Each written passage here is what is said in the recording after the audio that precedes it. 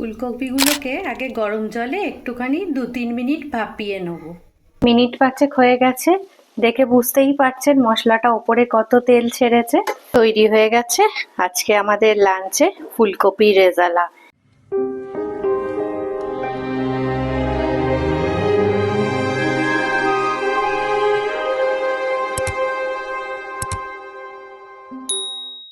সুপ্রভাত সবাইকে, আবার নতুন ব্লগ নিয়ে আপনাদের কাছে হাজির হয়ে গেলাম। আজ সোমবার, সপ্তাহের প্রথম দিন, কিন্তু মনে আছে তো এই ব্লগটা আপনারা কবে দেখতে পাবেন? এখন 8টা বাজে, চাটা খাওয়া হয়ে গেছে। এইবার টিফিন করব, পড়াবো, দুপুরের রান্না করব, সব পরপর কাজের ফাঁকে ফাঁকে আপনাদের সঙ্গে আবার কথা হবে, গল্প হবে। আমার মানি প্ল্যান্ট গাছটাকে আপনাদের দেখাই। এই যে টেবিলে রাখা আছে মানি প্ল্যান্ট গাছটা, এটা একটু বেশ ঝাড় হয়ে গেছে, এই জন্যে এটাকে আমি জানলায় বেঁধে দিয়েছি। এই যে জানলার গ্রিল দিয়ে বেয়ে উঠবে আর জানলার গ্রিলগুলোই ভর্তি হয়ে যাবে মানি প্ল্যান্টটা, আমার খুব ভালো লাগবে। সেই জন্য আপনাদের দেখালাম। বেশ ভালো লাগে না গাছ যদি জানলার গ্রিল দিয়ে ওঠে বা ঘরের আশপাশে থাকে? আমার তো খুব ভাল লাগে। আর এই গাছটাও ছোট থেকে একটু একটু করে বড় হচ্ছে, দেখা যাক আর একটু বড় হলে এটাকে আবার কোথায় রাখা যায়। টিফিনটা রেডি করে ফেলেছি, এখন 9টা বাজে, আর নিজেও শাড়ি টাড়ি পরে রেডি হয়ে গেছি। কারণ হচ্ছে কাল রাত্রেবেলা কর্তামশাই দুটো খুব সুন্দর ভালো ফুলকপি এনেছেন, একদম ফ্রেশ। তো ভাবলাম যে সেই ফুলকপি দুটো দিয়ে আজকে সকালবেলা মানে দুপুরে একটা অন্য কিছু প্রিপারেশান বানাবো ফুলকপির। অবশ্যই আপনারা সাথে থাকবেন। সেই জন্য রান্নাটা করার জন্য কিছু টুকিটাকি জিনিস কেনার দরকার আছে, তাই জন্য একেবারে শাড়ি টাড়ি পরে রেডি হয়ে গেছি। টিফিনটা খেয়েই চট করে দোকান থেকে ঘুরে আসবো। এসে গেলে সায়ন আবার পড়তে আসবে সকালে, সায়নকে পড়িয়ে দুপুরের রান্নাটা করব, আর আপনাদের সাথে নিয়েই অবশ্যই রান্নাটা করব। তাহলে এখন চট করে টিফিনটা খেয়ে নিই, তারপর দোকানে যাওয়ার ব্যাপার আছে। আজ ব্রেকফাস্টে খেলাম পাউরুটি আর কলা। এতদিন নানা উৎসবে নানা কিছু খাওয়া হয়েছে, তাই আজ শুধু পাউরুটি আর কলা। সকালে সায়ন একাই পড়তে আসে। ও একা একা পড়লেও খুব মন দিয়েই পড়ে, পড়াশোনায় ওর বেশ মন আছে। ওকে পড়িয়েই আমি আবার দোকানে বেরোবো টুকিটাকি কিছু জিনিস কিনতে।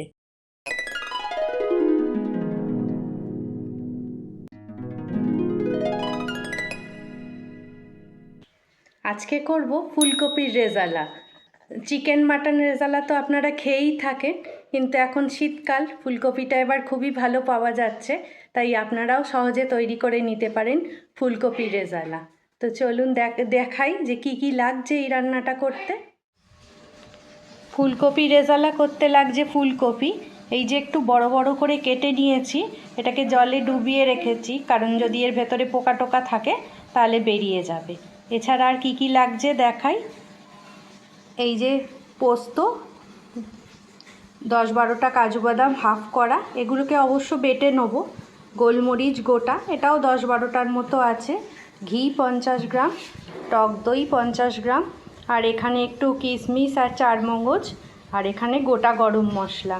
আর অবশ্যই রান্নাটা সাদা তেল আর ঘি মিশিয়ে হবে, আর নুন চিনি তো অবশ্যই লাগবে। আর এখানে তেজপাতা আর শুকনো লঙ্কাও দুটো দুটো করে নিয়েছি।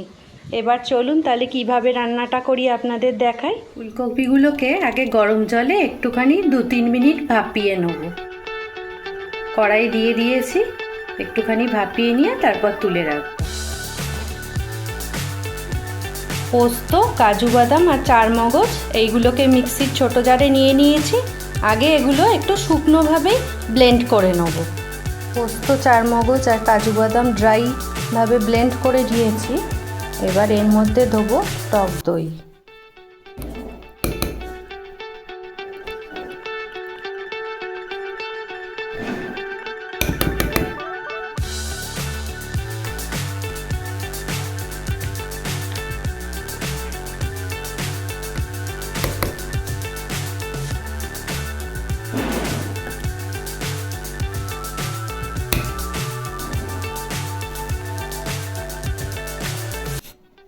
মিক্সির জারে টক দই আর কিশমিশগুলো দিয়ে দিলাম। এবার এগুলো দিয়ে আবার এগুলোকে ব্লেন্ড করে নেব। ফুলকপিগুলোকে 5 মিনিট ভাপিয়ে নিয়েছি, এইবার এগুলোকে নামিয়ে রাখবো। গ্যাসটা বন্ধ করে দিলাম। এবার এগুলোকে নামিয়ে নেব।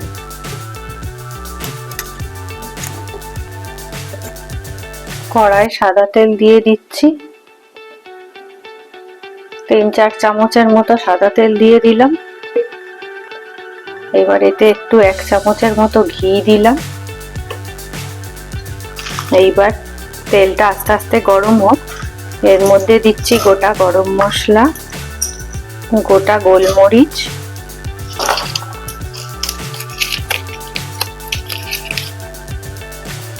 দুটো শুকনো লঙ্কা আর দুটো তেজপাতা। একটু গরম হোক। তেল আর ঘিটা গরম হয়ে গেছে, এবার গ্যাসটাকে কমিয়ে দিয়েছি। এবার কাজু বাদাম আর পোস্ত চারমগজ যে পেস্টটা করেছিলাম সেইটাকে এবার দিয়ে দেবো। যেহেতু এটা দই আছে ওই জন্য একটু কমিয়ে দিয়েছি গ্যাসটা।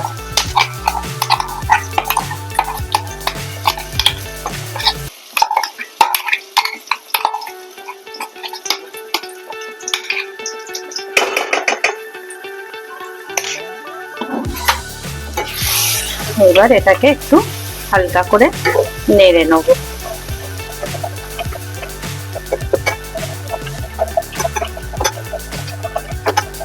এইবার এর মধ্যে দেব নুন, 1 চামচ মতো নুন দিলাম এতে। এবার যেহেতু নিরামিষ রান্না, এতে দেবো চিনি,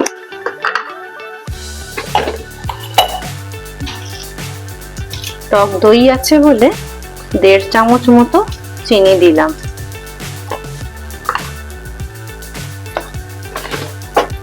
এবার একটু ভালো করে নেড়ে নিই।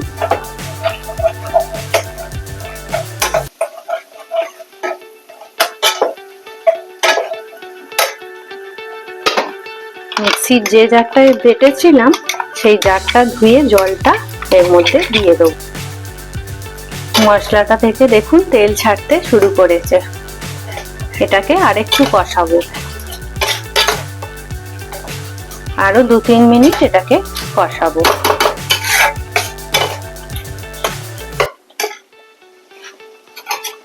মিনিট 5 হয়ে গেছে, দেখে বুঝতেই পারছেন মশলাটা ওপরে কত তেল ছেড়েছে। এইবার এর মধ্যে কপিটাকে দিয়ে দেবো।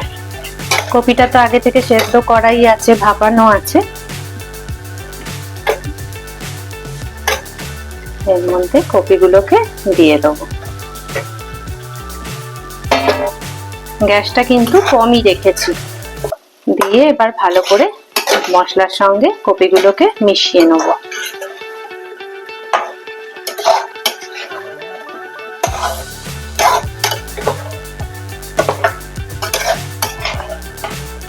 এবার গ্যাসটাকে একটু বাড়িয়ে দিচ্ছি, মিডিয়াম টু লো করে দিচ্ছি।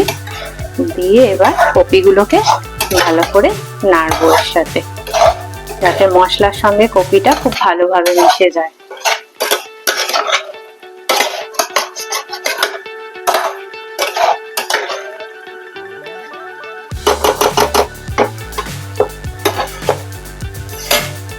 একটুখানি ঢাকা দিয়ে দিচ্ছি যাতে ভালোভাবে রান্নাটা হয়।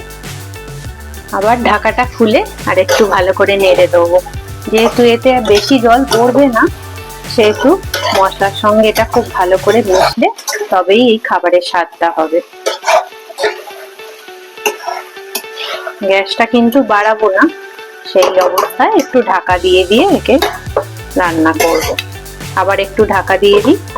5 মিনিট হয়ে গেছে, ঢাকাটা খুলে আবার একটু নেড়ে দিই। ভালোভাবে এই মশলাটা ফুটতে শুরু করেছে। এটার থেকে বেশ একটা সুন্দর গন্ধ বেরোচ্ছে।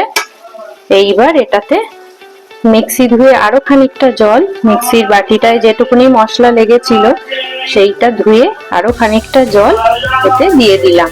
ওই 1/2 কাপ পরিমাণ জল হবে।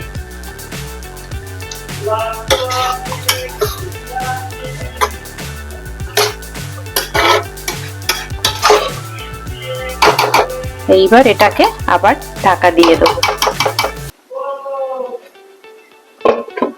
আরো 5 মিনিট হয়ে গেছে। এবার তরকারিটা ভালোভাবে ফুটতে শুরু করেছে। একটু ভালো করে নেড়ে দিলাম। কপির ডাঁটাগুলো একটু চিড়ে চিড়ে দিয়েছিলাম যাতে ভালোভাবে সেদ্ধ হয়। এখন এর মধ্যে আর একটু ঘি দেবো, 1/2 চামচের মতো।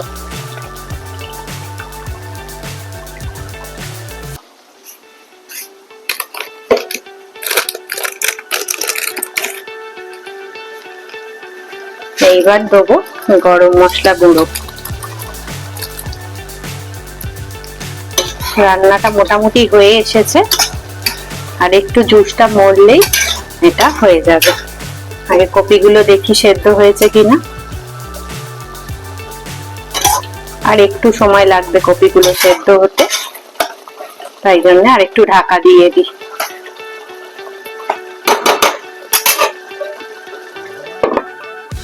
আরো 3-4 মিনিট হয়ে গেছে। এবার ঢাকনাটাকে খুলে দেখি। এইবার রান্নাটা হয়ে এসছে। কপিগুলো ভালোভাবে সেদ্ধ হয়ে গেছে। এইবার এর মধ্যে দেব 1 ছিপি গোলাপ জল আর 1 ছিপি কেওড়া জল।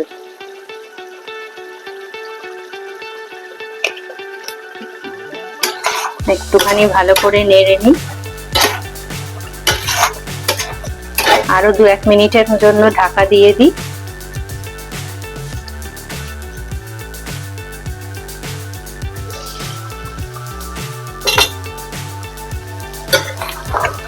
এইবার রান্নাটা পুরোপুরি রেডি হয়ে গেছে। জুসটাও সুন্দরভাবে গা মেখে গেছে কপিগুলোর। এইবার গ্যাসটা বন্ধ করে দেবো।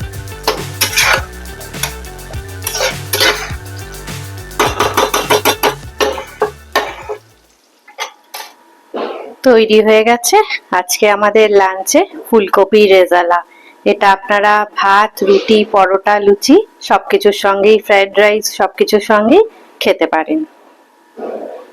এটা সম্পূর্ণ নিরামিষ রান্না, কাজেই কোনো উপোসের বারে বা ব্রত রাখলেও এই খাবারটা আপনারা করে খেতে পারেন। স্নান পুজো সব সারা হয়ে গেছে, এখন এই 2:30 বাজে। এবার খেতে বসার পালা। আপনারা জানাবেন যে ফুলকপির রেজালাটা আপনাদের কেমন লাগলো, আর যদি কেউ আপনারা ট্রাই করেন তাহলেও অবশ্যই লিখে জানাবেন যে রান্নাটা আপনাদের কেমন লাগলো খেতে। তো যাই হোক, আজকের ব্লগটা এখানেই শেষ করছি। ভালো লাগলে অবশ্যই লাইক, শেয়ার আর কমেন্ট করতে ভুলবেন না। আর আমার নতুন বন্ধুরা অবশ্যই সাবস্ক্রাইব করে পাশে থাকবেন। আবার নতুন কোনো ব্লগে খুব তাড়াতাড়ি দেখা হয়ে যাবে। ততক্ষণের জন্য বন্ধুত্বের দাবি নিয়ে আপনারা সবাই ভালো থাকবেন, সুস্থ থাকবেন আর খুব আনন্দে থাকবেন। নমস্কার।